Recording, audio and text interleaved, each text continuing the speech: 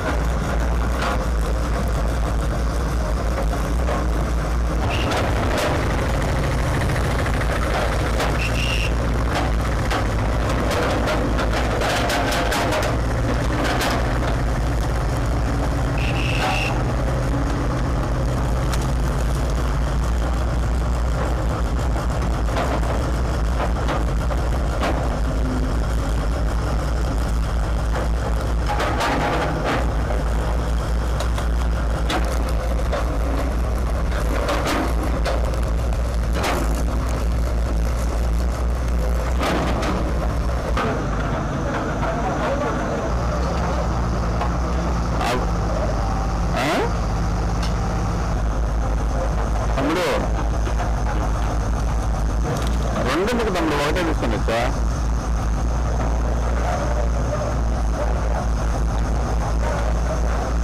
అవునా?